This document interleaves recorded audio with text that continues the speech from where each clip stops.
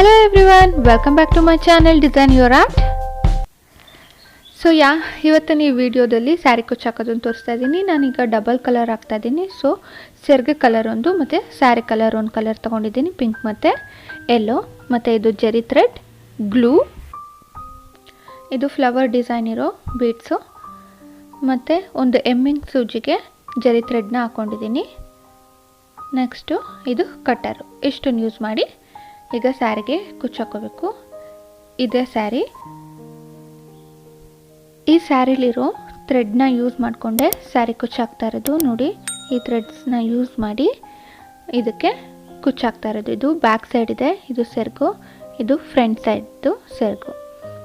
ಈಗ ಇಲ್ಲಿರೋ ಥ್ರೆಡ್ಸ್ನ ಯೂಸ್ ಮಾಡಿ ಹೇಗೆ ಕುಚ್ಚು ಹಾಕ್ತೀನಿ ಅಂತ ತೋರಿಸ್ಕೊಡ್ತೀನಿ. ಫಸ್ಟು ಸ್ಯಾರಿನ ಕ್ಲೀನಾಗಿ ಫೋಲ್ಡ್ ಮಾಡಿಕೊಂಡು ಇಟ್ಕೋಬೇಕು. ಸ್ಯಾರಿನ ಬ್ಯಾಕ್ ಸೈಡ್ ಇಟ್ಕೊಂಡು ಕುಚ್ಚು ಹಾಕ್ತಾ ಇದ್ದೀವಿ. ಈಗ ಫಸ್ಟು ಇಲ್ಲಿರೋ ಥ್ರೆಡ್ಗಳನ್ನ ನಾವು ನಾಟ್ ಹಾಕ್ಕೋಬೇಕು. ಸ್ವಲ್ಪ ಸ್ವಲ್ಪ ಭಾಗ ಮಾಡಿಕೊಂಡು ನಾಟ್ ಹಾಕ್ಕೋಬೇಕು. ಅದು ಹೇಗೆ ಅಂತ ತೋರಿಸ್ತಾ ಇದ್ದೀನಿ. ಈಗ ಸಮ್ ಅಮೌಂಟ್ ಆಫ್ ಥ್ರೆಡ್ ತಗೊಂಡು ನಾವೀಗ ನಾಟ್ ಹಾಕ್ಕೋಬೇಕು. ಈಗ ನಾಟ್ ಹಾಕೋದು ಹೇಗೆ ಅಂತ ತೋರಿಸ್ತಾ ಇದ್ದೀನಿ, ಸರಿಯಾಗಿ ನೋಡ್ಕೊಳ್ಳಿ.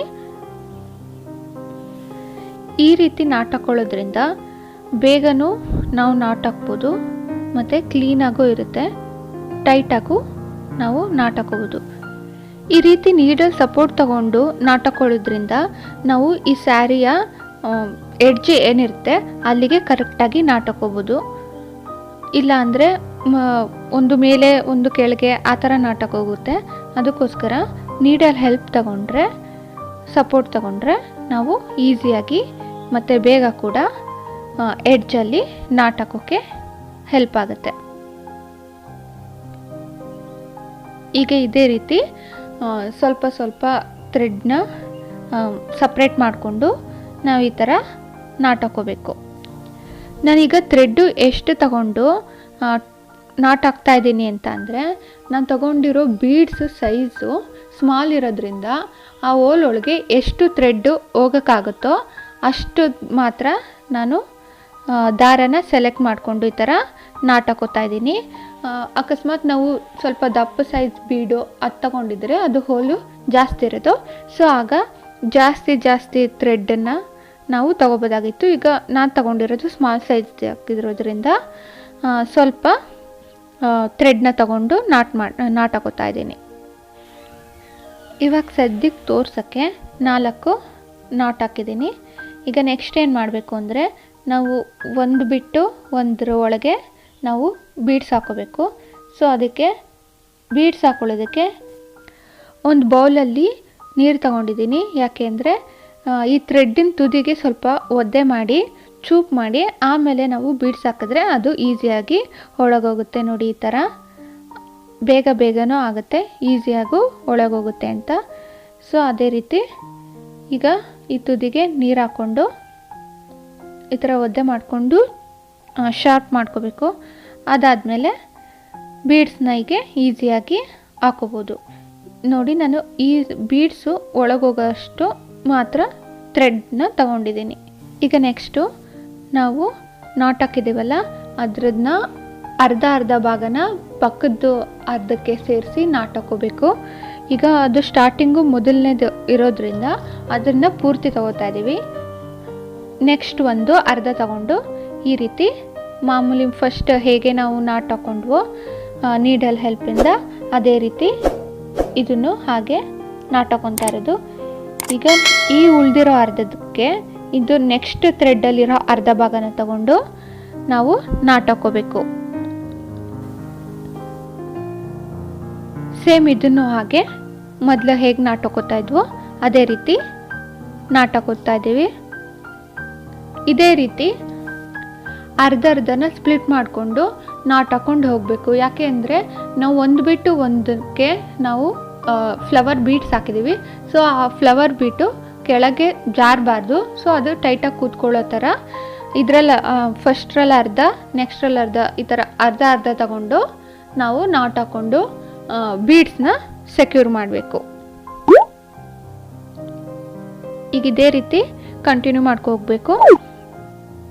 ಇದರಲ್ಲಿ ಅರ್ಧ ಮತ್ತು ನೆಕ್ಸ್ಟ್ರಲ್ಲಿ ಅರ್ಧ ತಗೊಂಡು ನಾಟ್ ಹಾಕೋತಾ ಇದ್ದೀವಿ. ಸೊ ಹೀಗೆ ಮಾಮೂಲಿ ನಾವು ಟೈಟಾಗಿ ನಾಟ್ ಹಾಕೋಬೇಕಾಗುತ್ತೆ. ಈ ರೀತಿ ನಾಟೆಲ್ಲ ಹಾಕೊಂಡಾದ್ಮೇಲೆ ನೆಕ್ಸ್ಟ್ ಸ್ಟೆಪ್ ಏನಂತ ಅಂದರೆ, ಆಗಲೇ ನಾವು ಆಫ್ ಮಾಡಿ ನಾಟ್ ಹಾಕ್ತಾ ಇದ್ವಿ. ಈಗ ಈ ಸ್ಟೆಪ್ಪಲ್ಲಿ ನಾವು ಒಂದೊಂದು ಫುಲ್ಲನ್ನು ತಗೊಂಡು ಎರಡನ್ನು ಈ ರೀತಿ ನಾಟ್ ಹಾಕಿ ಟೈಟಾಗಿ ನಾಟ್ ಹಾಕ್ತಾ ಇದ್ದೀವಿ. ಈಗ ನಾವು ಏನು ನಾಟ್ ಹಾಕಿದ್ದೀವೋ ಅದರ ಸೆಂಟ್ರಲ್ಲಿ ನಾವು ಕುಚ್ಚು ಹಾಕೋದು. ಸೊ ಈಗ ಎರಡೆರಡು ತಗೊಂಡು ಪೂರ್ತಿ, ಅಂದರೆ ನಾವು ಆಫ್ ಮಾಡ್ತಾ ಇಲ್ಲ, ಎರಡು ಪೂರ್ತಿ ಥ್ರೆಡ್ನ ತಗೊಂಡು ನಾವು ನಾಟ್ ಹಾಕೋತಾ ಇದ್ದೀವಿ ಈ ಥರ.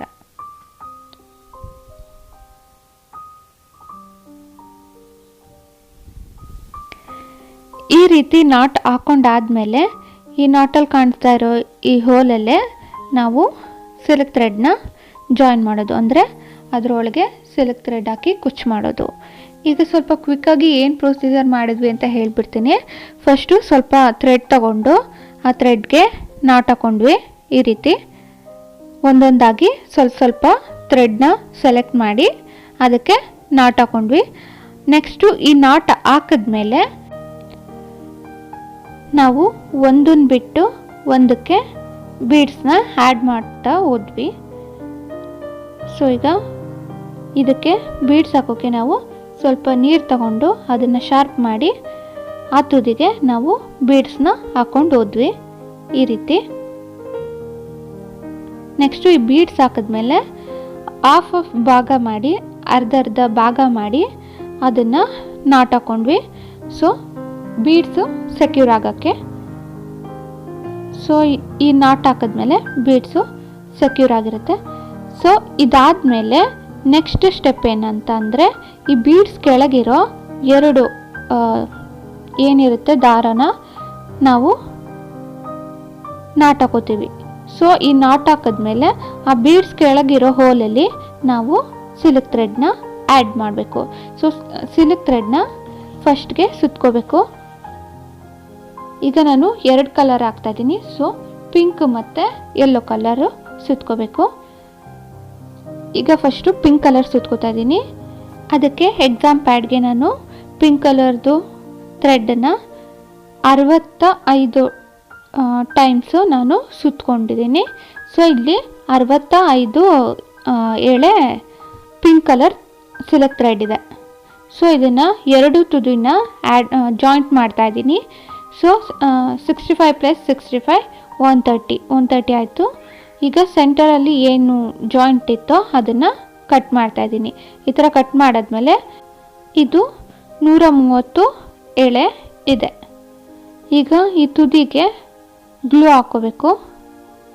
ಈ ರೀತಿ ಗ್ಲೂ ಹಾಕಿ ನಾವು ಶಾರ್ಪ್ ಮಾಡ್ಕೋಬೇಕು. ಯಾಕೆ ಅಂತಂದರೆ ನಾವು ಇದರಲ್ಲಿ ನೀಡಲ್ನ ಯೂಸ್ ಮಾಡ್ತಾ ಇಲ್ಲ. ಸೊ ನೀಡಲ್ ಇಲ್ದೇ ನಾವು ಇದನ್ನು ಕುಚ್ಚಾಕ್ತಾ ಇದ್ದೀವಿ. ಸೊ ಇದನ್ನು ತುದಿನ ಶಾರ್ಪ್ ಮಾಡಿಕೊಂಡ್ರೆ ನಾವು ಈಸಿಯಾಗಿ ಕುಚ್ಚಾಕ್ಬೋದು. ಸೊ ಈಗ ಪಿಂಕ್ ಆಯಿತು. ಅದೇ ರೀತಿ ಯೆಲ್ಲೋ ಕಲರ್ನು ಮಾಡ್ಕೋಬೇಕು. ಈಗ ರೆಡಿಯಾಗಿದೆ. ಇದು ಪಿಂಕ್ ಕಲರ್ ಮತ್ತಿದು ಯೆಲ್ಲೋ ಕಲರ್ ಎರಡೂ ರೆಡಿಯಾಗಿದೆ. ಈಗ ಕುಚ್ಚಾಕಬೇಕು. ಇದನ್ನು ಈಗ ಬೀಡ್ಸ್ ಕೆಳಗಡೆ ಏನು ಹೋಲಿದೆಯೋ ಆ ಹೋಲೊಳಗೆ ನಾವು ಈ ಕುಚ್ಚನ್ನ ಹಾಕೋಬೇಕು. ನಮಗೆ ಎಷ್ಟು ಉದ್ದ ಬೇಕು ಅಥವಾ ಎಷ್ಟು ಲೆಂತ್ ಬೇಕು ಅಂತ ನಾವು ಅಂದ್ಕೊಂಡಿರ್ತೀವೋ ಅಷ್ಟು ಇಟ್ಕೊಂಡು ಜರಿ ಥ್ರೆಡ್ಡನ್ನು ಸುತ್ತಿ ನಾಟ್ ಹಾಕೋಬೇಕು. ಈಗ ಫಸ್ಟು ಜರಿ ಥ್ರೆಡ್ನ ಹಾಕೋತಾ ಇದ್ದೀನಿ. ಆಮೇಲೆ ಅದು ಚೆನ್ನಾಗಿ ಕುಚ್ಚಿಗೆ ಸುತ್ತಿ ಟೈಟ್ ಮಾಡಿ ನಾಟ್ ಹಾಕೋಬೇಕು. ಈ ರೀತಿ ಒಂದು 3-4 ಸುತ್ತಿ ಟೈಟಾಗಿ ನಾಟ್ ಹಾಕೋಬೇಕು. ನಾಟೆಲ್ಲ ಹಾಕೊಂಡಾದ್ಮೇಲೆ ಜರಿ ಥ್ರೆಡ್ಗೊಂದು ನಾಟ್ ಹಾಕಿ ಕಟ್ ಮಾಡಬೇಕು. ಈಗ ಜರಿ ಥ್ರೆಡ್ಗೆ ನಾಟ್ ಹಾಕ್ತಾ ಇದ್ದೀನಿ. ಈಗ ನಾಟ್ ಹಾಕಿದ್ಮೇಲೆ ಕುಚ್ಚು ಎಷ್ಟುದ್ದ ಬೇಕು ಅಂತ ಅಂದ್ಕೊಂಡಿರ್ತೀವೋ ಅಷ್ಟುದ್ದಕ್ಕೆ ನಾವು ಕಟ್ ಮಾಡಬೇಕು. Next yellow colour silk thread ಹಾಕಬೇಕು. ಇದನ್ನು ಸೇಮ್ ಪಿಂಕ್ ಕಲರ್ ನಾವು ಹೇಗೆ ಕುಚ್ಚು ಮಾಡಿದ್ವೋ ಅದೇ ರೀತಿ ಇದನ್ನು ನಾವು ಎಷ್ಟುದ್ದ ಬೇಕೋ ಅಷ್ಟು ಇಟ್ಕೊಂಡು ಜರಿ ಥ್ರೆಡ್ನ ಹಾಕಿ ಟೈಟಾಗಿ ಸೆಕ್ಯೂರ್ ಮಾಡಿ ನಾಟಾಕಿ ಎಷ್ಟು ಲೆಂತ್ ಇಟ್ಕೊಂಡಿರ್ತೀವೋ ಅಷ್ಟು ಕಟ್ ಮಾಡಬೇಕು. ನೆಕ್ಸ್ಟು ಇದೇ ಪ್ರೊಸೀಜರಲ್ಲಿ ಸ್ಯಾರಿ ಪೂರ್ತಿ ಇದೇ ರೀತಿ ಕುಚ್ಚಾಕೋ ಹೋಗಬೇಕು. ಇದು ಫ್ರಂಟಿಂದ ನೋಡಿ ಈ ರೀತಿ ಕಾಣಿಸುತ್ತೆ. ಇದು ಬ್ಯಾಕ್ ಸೈಡು ಮತ್ತಿದು ಫ್ರಂಟ್ ಸೈಡು. ಇದೇ ರೀತಿ ಪೂರ್ತಿ ಸ್ಯಾರಿ ನಾವು ಕುಚ್ಚಾಕೊಂಡು ಹೋಗಬೇಕು. ಒಂದು ಪಿಂಕು ಒಂದು ಎಲ್ಲೋ ಈ ರೀತಿ ನಾನು ಕುಚ್ಚಾಕಿದ್ದೀನಿ ಡಬಲ್ ಕಲರಲ್ಲಿ. ಅದೇ ರೀತಿ ಪೂರ್ತಿ ಸೀರೆ ಕೂಡ ಹಾಕೊಂಡು ಹೋಗಬೇಕು. ಈಗ ಫ್ರಂಟ್ ಸೈಡಿಂದ ನೋಡಿ ಈ ರೀತಿ ಕಾಣಿಸುತ್ತೆ. ಕುಚ್ಚು ಆಗ್ತಾ ಒಂದು ಕುಚ್ಚು ಉದ್ದ ಇಲ್ಲ ಒಂದು ಕುಚ್ಚು ತುಂಡ ಆ ಥರ ಆದರೆ ಎಲ್ಲನೂ ಒಂದೇ ಲೆಂತ್ಗೆ ಮತ್ತೆ ಕಟ್ ಮಾಡ್ಕೋಬೇಕಾಗುತ್ತೆ. ಈಗ ಇದೇ ರೀತಿ ಒಂದೇ ಲೆಂತಲ್ಲಿ ಸೇಮ್ ಸೀರೆ ಎಲ್ಲ ಕುಚ್ಚಾಕೊಂಡು ಹೋಗಬೇಕು. ಸೊ ಇದು ಫುಲ್ಲು ಫಿನಿಶ್ ಆದಮೇಲೆ ಈ ರೀತಿ ಕಾಣಿಸುತ್ತೆ. ನಿಮಗೆ ಈ ವಿಡಿಯೋ ಹೆಲ್ಪ್ಫುಲ್ ಅನಿಸಿದ್ರೆ ಅಥವಾ ನಿಮಗೆ ಈ ಡಿಸೈನ್ ಇಷ್ಟ ಆಗಿದ್ರೆ ಪ್ಲೀಸ್ ಲೈಕ್ ಮಾಡಿ, ನಿಮ್ಮ ಫ್ರೆಂಡ್ಸ್ ಆ್ಯಂಡ್ ಫ್ಯಾಮಿಲಿ ಜೊತೆ ಈ ವಿಡಿಯೋನ ಶೇರ್ ಮಾಡಿ. ಯಾರ್ಯಾರಿಗೆ ಇದು ನೀಡ್ಫುಲ್ ಅಂತ ಅನಿಸುತ್ತೋ ಅವ್ರ ಜೊತೆ ಇದನ್ನು ಶೇರ್ ಮಾಡಿ. ಯಾರ್ಯಾರೆಲ್ಲ ಸಬ್ಸ್ಕ್ರೈಬ್ ಆಗದೆ ಈ ವಿಡಿಯೋ ನೋಡ್ತಾ ಇದ್ದೀರೋ ಪ್ಲೀಸ್ ಸಬ್ಸ್ಕ್ರೈಬ್ ಆಗಿ.